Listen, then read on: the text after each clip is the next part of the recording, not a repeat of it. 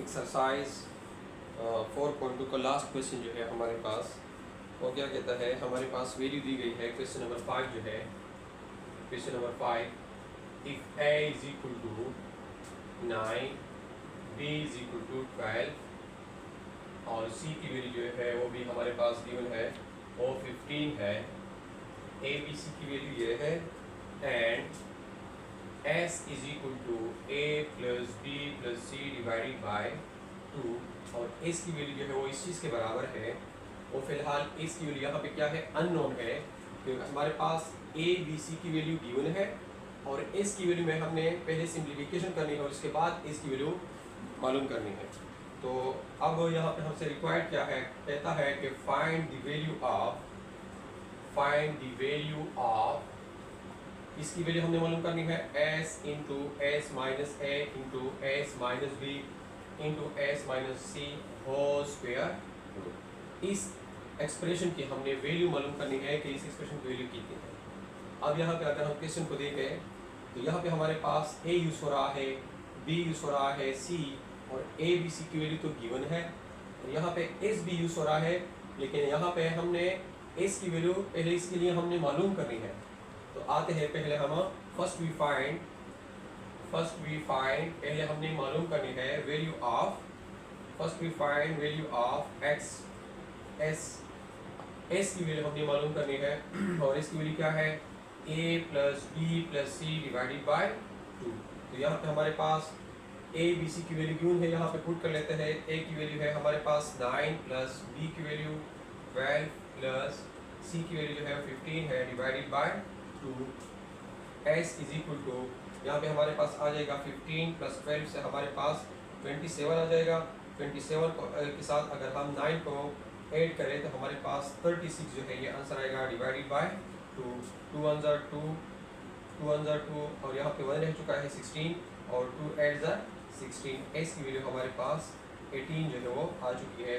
अब हमने इस एक्सप्रेशन की वैल्यू मालूम करनी है, क्योंकि इसके लिए हमारे पास सब अननोन जो है वो मालूम हो चुके हैं।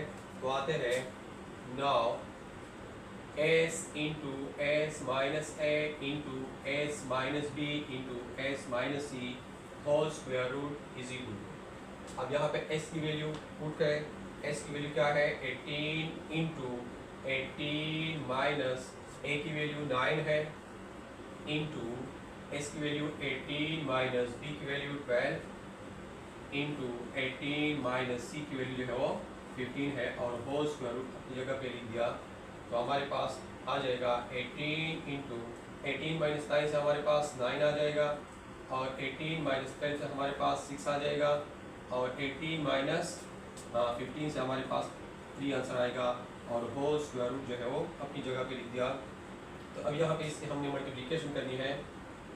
यहाँ पे इसको 18 इंटू 9 और पहले यहाँ पे 6 3 18 आ जाएगा होल स्क्वायर रूट।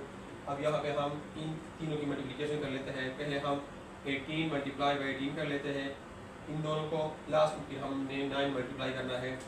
8 8 64, 6 कैरी, 8 1 8 और 6 14। तो यहाँ पे हमारे पास अब 1 की बारी है। 1 8 8 1 1 1 4 8 प्लस 4 12 और यहाँ पे 1 आ जाएगा। 1 प्लस 1 2 और 1 3। अब इसके साथ हमने 9 भी मल्टीप्लाई करना है। 9 4 36, 3 कैरी, 9 2 18, 18 प्लस 3 से 21 आ जाएगा। 2 कैरी, 9 3 27 और 2 कैरी से हमारे पास 29 आ जाएगा 29।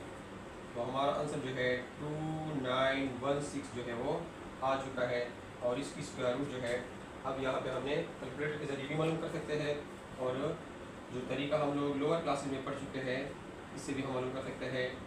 इन दोनों नंबर्स का हमने पेयर दिया राइट साइड से। तो अब यहाँ पे 5 5 25 आ जाएगा, 4 रह जाएगा। यहाँ पे हमने इस वैल्यू को क्या करना है, इस क्वेश्चन को हमने डबल करना है। 5 के साथ हमने 2 मल्टीप्लाई करना है। 2 5 10, तो हमारे पास 10 आ गया। अब इसी पेयर को हम नीचे ले आएंगे 16 को। तो यहाँ पे ए सी वैल्यू मल्टीप्लाई करें ताकि अब हमारे पास 416 आ जाए। तो तो यहाँ पे अगर हम 6 मल्टीप्लाई कर लें, 6 6 36 आ जाएगा हमारे पास। सो यहाँ पे 4 हम मल्टीप्लाई कर लेते हैं, 4 4 16, 6 लिख दिया 1 कैरी, और 4 0 0 प्लस 1 से हमारे पास 1 आएगा, 4 1 4, हमारा स्क्वायर रूट जो है वो आ चुका है, क्या है 15, और दिस इज रिक्वायर्ड आंसर। और इसके साथ हमारा एक्सरसाइज 4.2 जो है वो कंप्लीट हो चुका है।